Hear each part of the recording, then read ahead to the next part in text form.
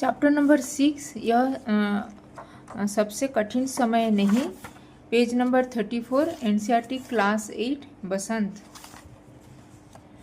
जया जादवानी जी के द्वारा लिखा गया यह सबसे कठिन समय नहीं का ये आखिरी ये जो लास्ट पद है उसका आज मैं एक्सप्लेनेशन आज हम करेंगे।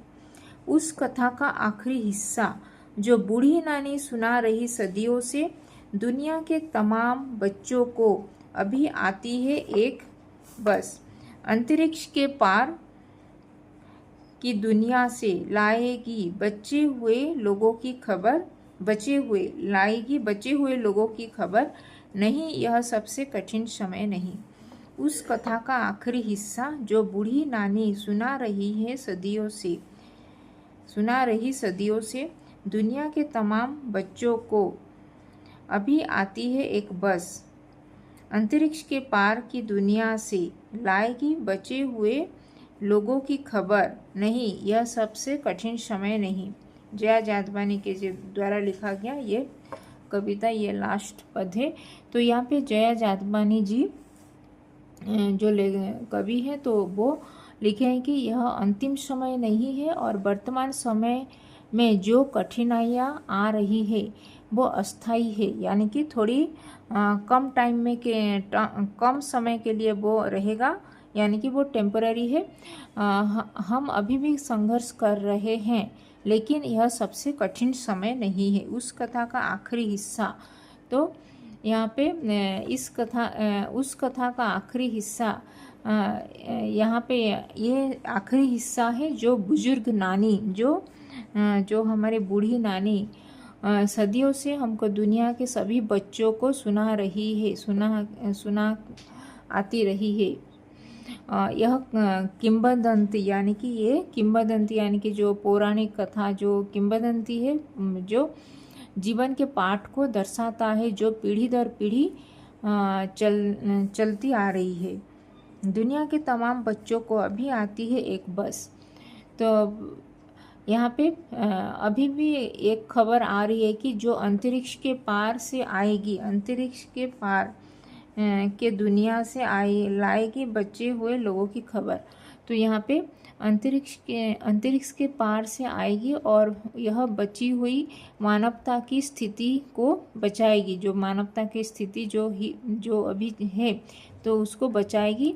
इसका संकेत है कि मानवता या समाज, यहाँ पे मानवता या समाज का भविष्य एक नई दिशा में जा रहा है और यह परिवर्तन आने वाला है। तो यहाँ पे नहीं लाएगी बची हुई लोगों की खबर। नहीं, यह सबसे कठिन समय नहीं। तो ये सबसे कठिन समय नहीं है। यह बता रहा है कि जो मुश्किलें हम आज जो हम अभी महसूस कर रहे हैं, जो अभी हम उसको अनुभव कर रहे हैं, ये सबसे कठिन समय नहीं है और भविष्य में और भी कठिन समय आ सकते हैं। भविष्य में और भी कठिन समय आ सकते हैं, इसी से भी और अधिक। लेकिन हमें अपना उम्मीद और संघर्ष के साथ आगे बढ़ना चाहिए। हमको कभी भी रुकना नहीं चाहिए और हमारा उम्मीद को कभी भी छोड़ना नहीं चाहिए। हमें अपना उम्मीद और संघर्ष के साथ आगे बढ़ना होगा।